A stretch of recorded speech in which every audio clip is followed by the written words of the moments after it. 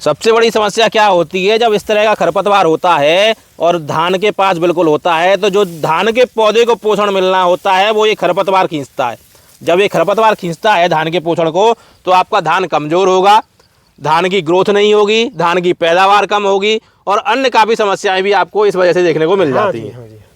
चीज़ आपको खरपतवार वाली समस्या देखने को नहीं मिलेगी। आप ये देखोगे ये खरपतवार देखने को मिल रहा है आपको, वहीं की वहीं ये देखिए मर रहा है और मर ही गया। ग्रोथ तो बिल्कुल थी ही नहीं इसमें, देखिए मर गया ही नीचे से। ये देखिए अगर आपका धान जो है 25 से 30 दिन का है और उसमें खरपतवार की समस्या बहुत ज़्यादा देखने को मिल रही है। खरपतवार इतना है कि आपका धान ग्रोथ नहीं कर पा रहा, धान छोटा है, खरपतवार ऊपर निकल चुका है। तो ऐसी स्थिति में आपको खरपतवार नियंत्रित करने के लिए क्या करना चाहिए, कौन सी दवा लगानी चाहिए, क्या उपाय करने चाहिए, इन सब चीज़ों के बारे में जानकारी करेंगे, बातचीत करेंगे। मेरे साथ में किसान है सुशील जी से जानेंगे।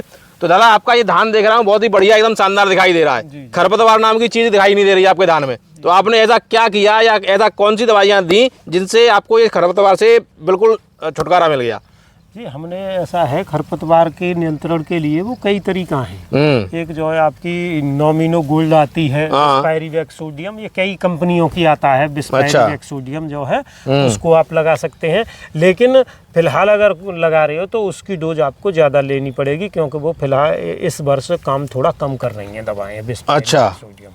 उसकी डोज थोड़ा बढ़ा लें। मतलब लास्ट ईयर जो आप डोज यूज करते जा रहे हो उसे थोड़ा सा इंक्रीज करके ले, बढ़ा के ले। बिल्कुल बिल्कुल बिल्कुल। या फिर एक और आती है आपकी नोवलेक्ट आती है कोका कंपनी की, वो लगाई है हमने, वो हमें काफ़ी अच्छी लगी है। वो जो है ज़्यादातर सारे खरपतवार को नियंत्रण कर लेती है। तो आपने ये जो लगाई दोनों दवाएं कब कब और किस किस समय पे लगाई हैं आपने?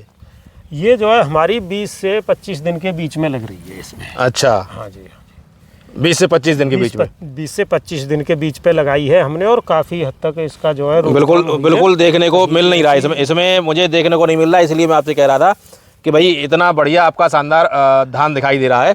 तो जैसे आपने कहा 20 से 25 दिन के बीच में लगाई, क्या डोज ली आपने इसकी? इसकी जो है 500 ml प्रति एकड़ नोवलेक्ट की ली थी हमने। कितने लीटर पानी में यूज़ किया इसको? करीब 150 लीटर पानी में। 150 लीटर पानी में। तो 150 लीटर पानी में करीब 20 लीटर वाली टंकी थी, कौन सी थी आपको? 25 लीटर वाली। 25 वाली। तो कितनी टंकी निकल आई थी उसमें? करीब 6 टंकी एकड़ का हमने उसमें 6 टंकी एकड़ के हिसाब से 6 टंकी एकड़ के हिसाब से स्प्रे हमने कर दिया। हाँ, तो भाई साहब आपके पास जैसी भी टंकी रहे उस हिसाब से आप 150 लीटर पानी ले सकते हैं।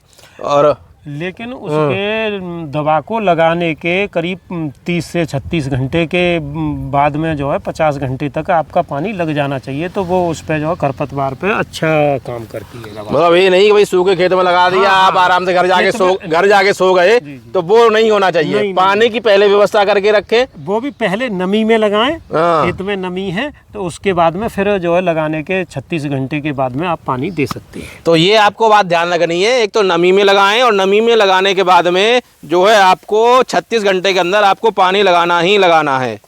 तो ये चीज़ आपको खरपतवार वाली समस्या देखने को नहीं मिलेगी। आप ये देखोगे ये खरपतवार देखने को मिल रहा है आपको, वहीं की वहीं ये देखिए मर रहा है और मर ही गया। ग्रोथ तो बिल्कुल थी ही नहीं इसमें, देखिए मर गया ही नीचे से। गल गया। ये देखिए उसमें ऐसा होता है भाई साहब कि जैसे अगर आपका 25 दिन से अगर आप दवा खरपतवार की लगाने में लेट हो गए या ऊपर जाओगे तो फिर ये खरपतवार हमारा बड़ा हो जाता है, तो उस समय थोड़ा असर कम रह जाता है दवा का, असर कम रह जाता है, फिर घास पूरी तरीके से जो मर नहीं पाती है। सबसे बड़ी समस्या क्या होती है, जब इस तरह का खरपतवार होता है और धान के पास बिल्कुल होता है, तो जो धान के पौधे को पोषण मिलना होता है वो ये खरपतवार खींचता है।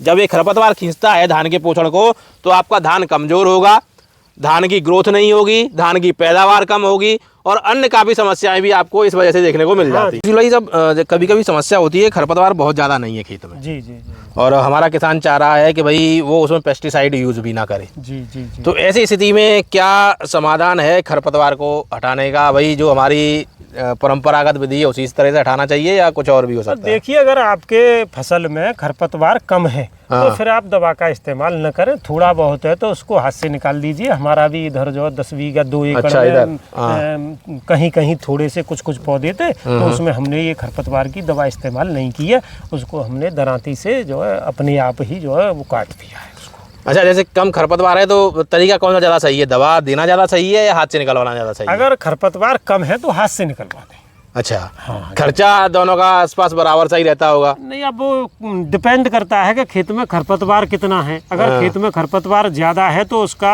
हाथ के द्वारा जो आप लेबर का खर्चा ज्यादा आएगा। लेकिन एक चीज और है, जब पेस्टिसाइड यूज कम होगा तो उस धान की गुणवत्ता, उस अनाज की गुणवत्ता भी अधिक रहेगी। हाँ जी, जो है इसकी जो है जो जैसे खरपतवार की दवा लगाते हैं इसकी ग्रोथ भी रुक जाती है, धान की हाइट बढ़ना कम हो जाती है। मतलब ये साइड इफेक्ट है एक तरह से खरपतवार की दवा यूज करने का। हाँ जी, हाँ। लेकिन अब किसान के सामने भी मजबूरी है, इतनी महंगाई होती जा रही है कि भाई लेबर की व्यवस्था कहाँ से करे, तो वो भी चाहता है कम समय में और कम पैसे में ये सारी काम हो जाए, तो उसे भी मजबूरी हो जाती है दवा का प्रयोग करना। भी जैसे आपने मुझे जो पेस्टिसाइड्स थे उनमें नोवेल एक्ट बताया था, बेस्पायर बताया था।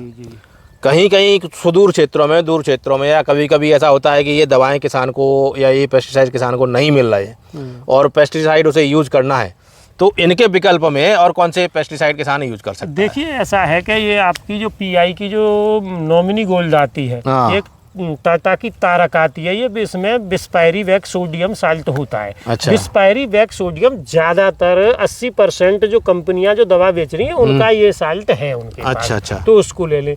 और ये आपकी नोवेल एक्ट है, ये पिछली वर्ष से जो है हमारे क्षेत्र में आने लगी है, ये भी ज्यादातर हर जगह मिल रही है, लेकिन ये जो है इसका रेट काफी है, महंगी ज्यादा है। ये महंगी ज्यादा है, ये 1800-1900 रुपए की, मतलब खर्चा ज्यादा पड़ रहा है किसान का इसमें। हाँ, नोवेल एक्ट का खर्चा ज्यादा पड़ रहा है, ये 1800 से 1900 रुपए तक प्रति एकड़ की आती है नोवेल एक्ट।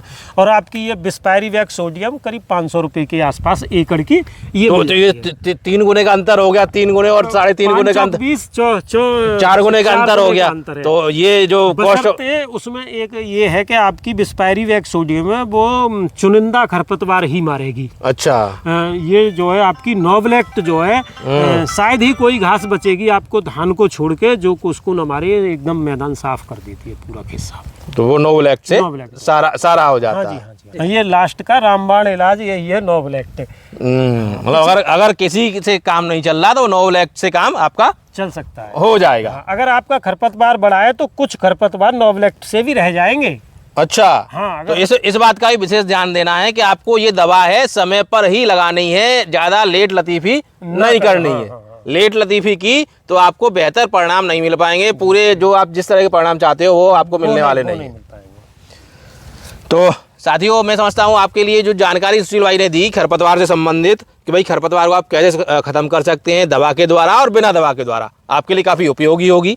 इस तरह के उपयोगी जानकारी के लिए आप लगातार चैनल पर बने रहें, हमारे वीडियोज़ को देखते रहें, वीडियो को लाइक और शेयर करें। और इसके साथ ही मैं इस वीडियो में आपका बहुत बहुत आभार प्रकट करता हूँ। तो जब तक अगले वीडियो के लिए फिर मिलते हैं आपसे, तब तक के लिए धन्यवाद, नमस्कार।